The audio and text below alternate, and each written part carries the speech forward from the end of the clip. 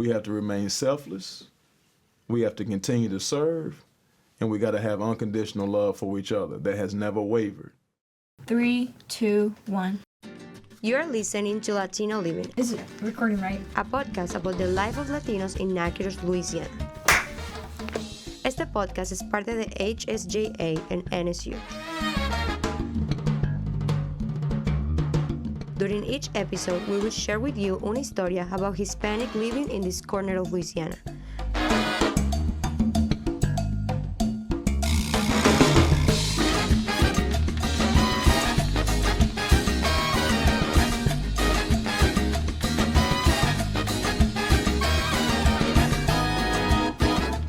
I am Naydu Daza, your host, And I'm Leah Portillo, your producer. and this is Latino Living, un podcast para todos.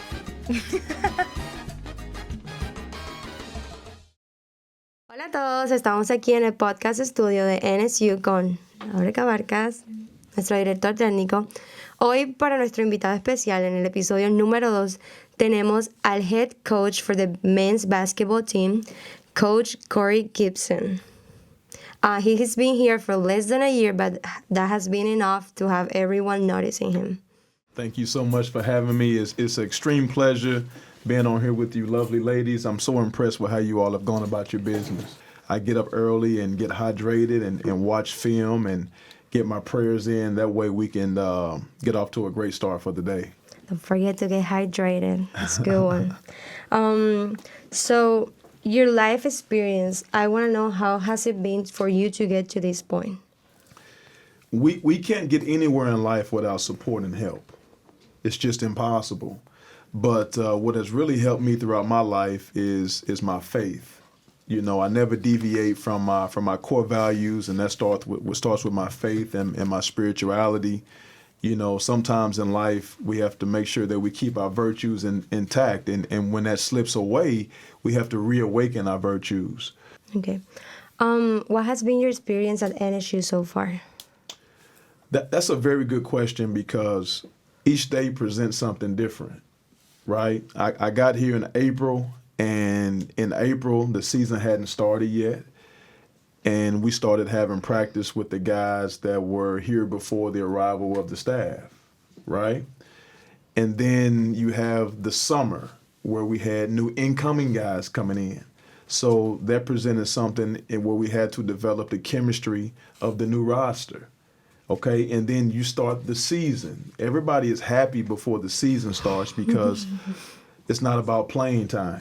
Then once playing time becomes part of the equation, some people play, some people don't play. Now you have to deal with different personalities, right? But the main thing when we first arrived here was to serve other people. Since June, our guys have done over 70 hours of community service each as individuals. That's something to respect. That's I didn't know that, honestly, but that's really amazing. Where were you before coming here? And did you hear about Natchitoches and NSU at the time? Like, was this something that you knew? Like, it was a place? Because honestly, before I came here, I didn't, like, it's a small town in Louisiana. Contrary to popular belief, people actually think I knew about Natchitoches before my arrival. Just like you all don't know where Sykeston, Missouri is located, I had no clue of anything about Natchitoches. Did you even know it existed? I did not know it existed. I knew Northwestern State existed, but I had no idea where Natchitoches, Louisiana was located, okay? I thought Northwestern State was up in Chicago or somewhere, okay? But in the world of sports, people always have a perspective in what they think they know, okay? And it's a false reality.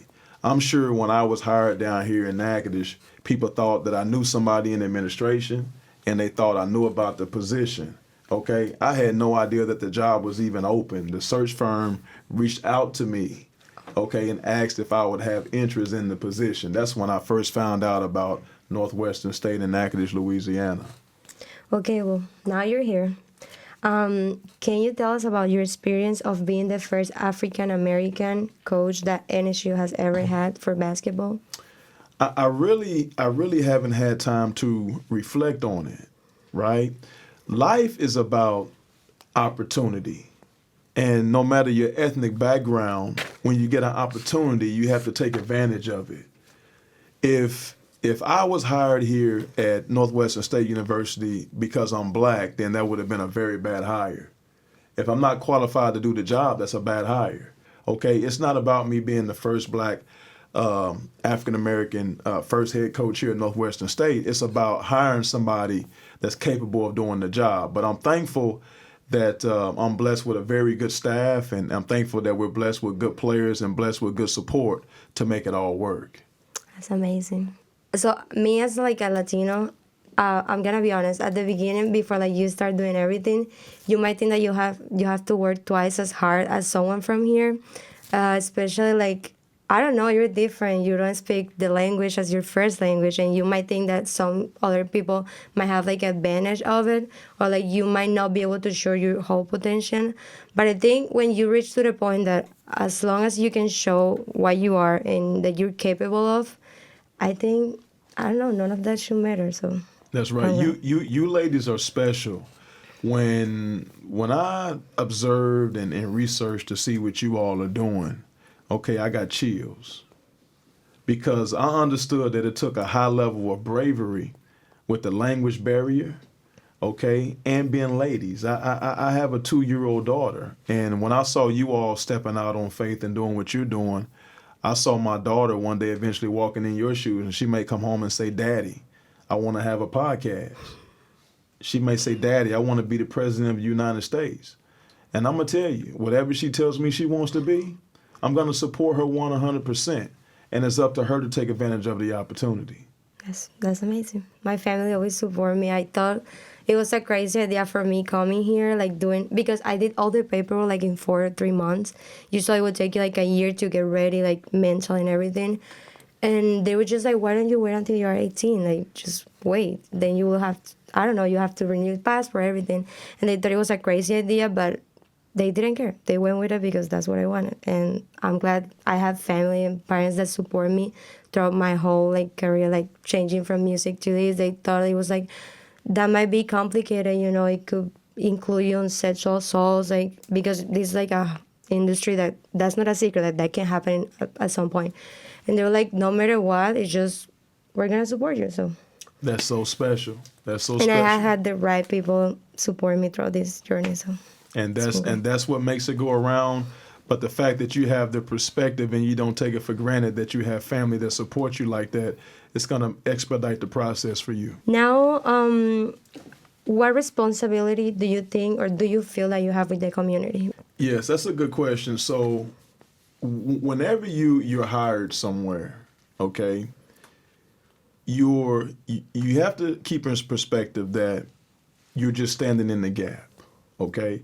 Right now, you young ladies are carrying the torch and starting the podcast, okay? What you're starting, this is not, you won't be sitting at this desk and at these mics the rest of your life. You're starting something for somebody else. And then they'll come stand in the gap for a short while, and then somebody else will come in after them. I knew when I was hired at Northwestern State that I was standing in the gap. It's just for a short period of time, okay? But while we're standing in the gap, we have an obligation, okay, to be the best version of ourselves. Now, when I was asked to go to Rotary meetings and different meetings around town and different clubs around town, the first thing they wanted to do was when I walked into the room is that they want to start asking me basketball questions about my basketball philosophy, and I would deflect. And I would tell them the only thing I'm concerned about when these young men arrive to campus is how well they serve other people. And once they learn how to serve other people, then I'll be more comfortable going into the basketball practice sessions. And they would look at me like, we just had a 30-minute to a 60-minute talk and he didn't mention one thing about basketball. They thought I was crazy. And they thought it was a facade. Now people realize it's not a facade. That's who we are as a program. We're here to serve. And if you can serve off the court, serving on the court is easy. Yeah, I think some people don't understand that it's not just what you show as a professional, but also what you do off professional life. Like giving back to others. Like That's that. exactly right. And I think you also have to build the part of values and giving people a purpose. The biggest challenge is to get everyone to understand that we are not concerned about winning basketball games. We are consumed with winning in life and empowering other people. We don't even talk about winning in the program. I have refrained from talking about that as a head coach the whole season. And the players think I'm crazy.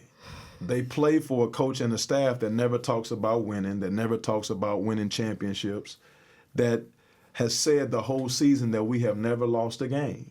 And we have not. We have not lost a game. The only time you lose anything in life is that after you go through something, you don't learn from it. That every time we've gone through some adversity, whether we've won or by perception lost, we've learned from it. Sometimes your biggest loss in life is when you win, okay? And because we've won, we let the poison seep in and we don't learn from all the mistakes that we had during the winning process. That's a good perspective. Because you guys have done like amazing job. Like before this team was doing what it's doing right now, I don't think many people it's basketball. Correct. Like when it comes to basketball season, everyone is gonna be aware of what's happening. Right. But I think the amount of like good things this team especially has gotten, I think it's been great because I've been here for like about this gonna be my 4th year, and I never heard so much like good things or like comments or like how is this called like showing like about the basketball team and like the everything. media coverage. Yeah, like Yes. all the coverage that it has from students, media, like in general, everyone. It's been the greatest I have ever seen. So I think there is something good going on in there because if you say losses are not losses, I think that would be the trick, the secret maybe. So I'm impressed. That's Thank you so amazing. much. I didn't know that's how you thought. That's exactly how we go about it. If we got caught up in perspective, okay, then we wouldn't be where we are right now. The most important day in the program is today. We had a great practice today. We still got to have a great day in the strength and conditioning room. We still got to have a great day in study hall. Okay, we still have to get the best out of our day. Okay, if we get caught up where we're perceived ranked right now because of how hard our guys will work, that's when we'll start falling short. Okay. This one's come from, it's like a collaboration with Colin Beatrice. He's a sports communication here in school. He's always working with sports. He loves it. So he sent some questions about basketball especially. Come on with it. So let's go. The first one, what excites you the most about coaching this team? What excites me the most is that it's very hard being a student athlete. Okay? It's hard being a coach on any type of team, period, because when you're in the coaching profession, everybody thinks they can do your job better than you. In the coaching profession, people that have never played think that they can tell one of our players what to do. They give us their undivided attention and they allow us to coach them, okay? And they take it to heart and they implement it on the court and in life. That's great. Throughout the tough non-conference season to now begin in the middle of conference season, you have seen a lot of changes in this team and different players step up in big moments. How does that give you coaching staff confidence that this team can get it done? That's an awesome question. That is an Thank you, awesome Colin. question. And that's a great observation by that person. Okay. This is what we say in the program. You can have 2 new plays in March, or you can have 2 new players in March. Okay? Our guys know what that means. We're striving to have 2 new players in March. And how do you get 2 new players if you're not adding new players from somewhere else? You tell me, how does that happen? How does that happen? I don't know. It means that the people that we already have on our roster, they have to work every day to become better than where they are right now. That's how you add 2 new players. Each day, each week, we have to get better. It's working, so That's Thank amazing. you. Thank you. What has been the biggest challenge to get to this point in the season? The biggest challenge is, to me, okay, is being connected with people like you all. Okay? I feel like that on campus as a whole, we all have to do better in how we work at connecting the dots. We have all these departments on campus. We have all these athletics on campus. We have music on campus. We have so many great things on campus, but everything just lays dormant. Okay? And in life, we don't always have to wait for somebody to come to us. Just think, had I sat over there in my little old box office and I waited for you all to come to me. If we all work together, okay, yeah, Natchitoches is called the City of Lights, but it can be even brighter if we all start connecting the dots. That's true. You getting me fired up on this podcast. I don't think so. I just want fans to really dive into the minds of the young men on this roster and understand that they came from so many different places. Most of them never even had gumbo. They never even had red beans and rice. They never tasted gator.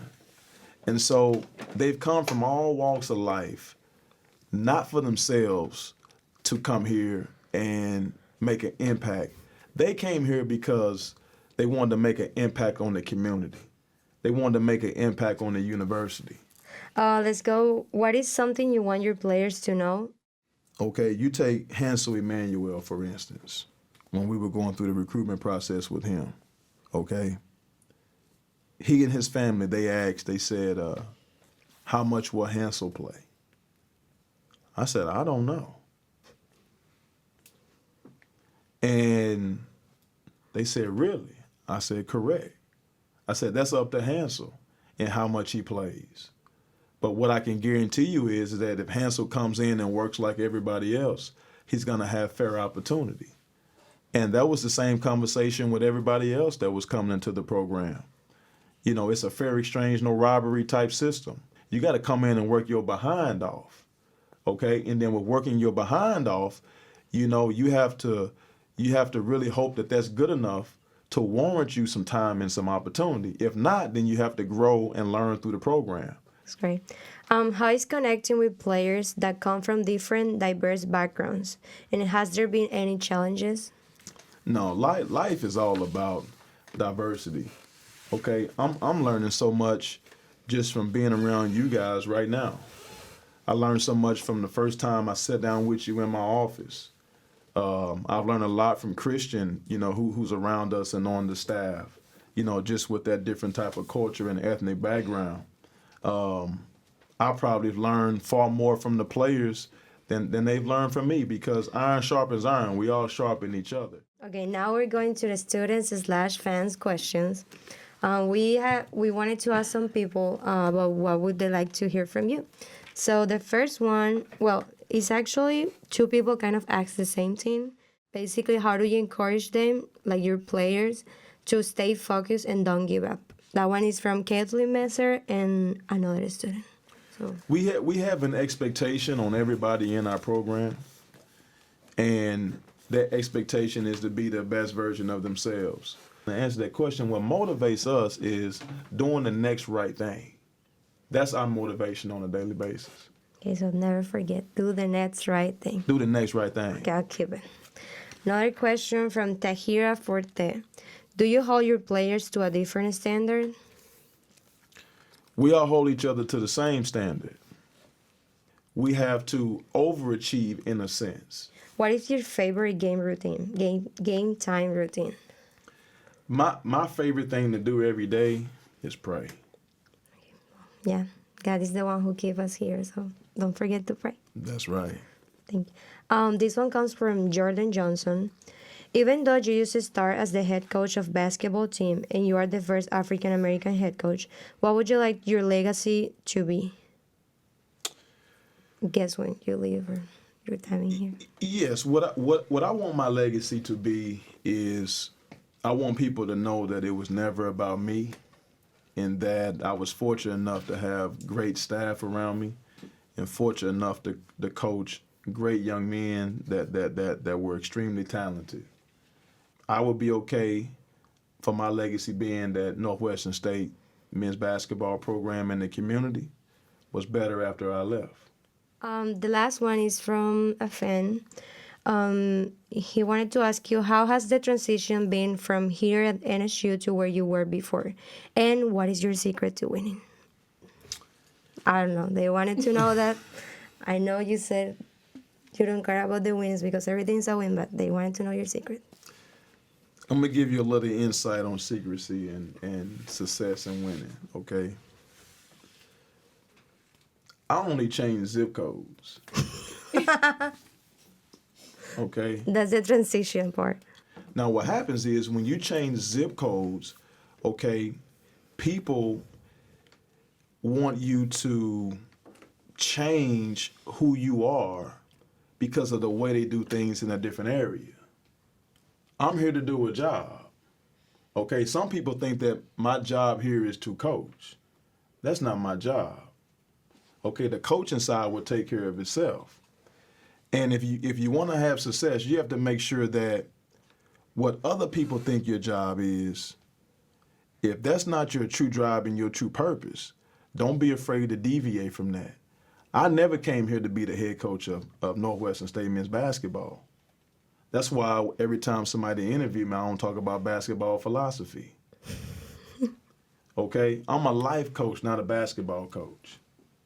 And we infuse life and we empower these young men with life. Okay? Life is way more powerful than a basketball play.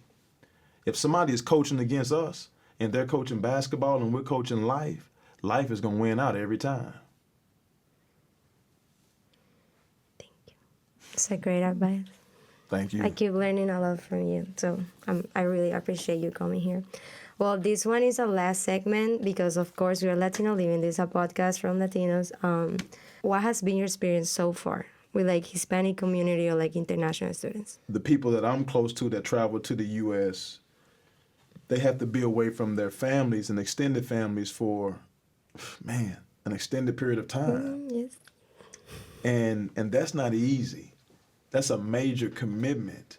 And I really admire that because I have friends that have grown up in the U.S. and you know, they think they've had it tough, but they haven't. You know, they can get in their car and drive home and visit their families even though they went to college. You know, when you come from another country and you become a student, you can't just snap your finger and get home. You may go through 1, 2, or 3 years, if not longer, before you see your family. And I've learned that, yeah, American cuisine food is good, but that international food can sometimes be a whole lot better. Well, now that you mentioned that one, you did it perfect. What is your favorite international cuisine food? Something that you, I don't know, like, I want this one too. Like, you want to go for it. I went to Poland one time. Ooh. And the recruit's mother made this dish. It was like poached or boiled eggs in like a broth. And let me tell you, the flavor was amazing. And I know she put some love on it, okay? Because she wanted those Polish twins to come play for us at another institution. But the flavor of it was so distinct that I don't even know what they call it. She told me at the time, but that's one of the best international dishes I've ever had. But I love Latino food. I love so much Latino food, I can't narrow it down to one thing. I know you like Poland better. I'm pretty sure I'm not going to forget all the advices that you gave me because it's probably going to change a lot of my mentality right now. And I'm going to use a lot of your advice for my future. And thank you for coming. So as we say it, you're going to say it this time. Hey, listen here. You are listening to Latino Living, un podcast para todos. Ooh, he did our first try, okay? First one. Thank you so much, and thank you for being here with us today.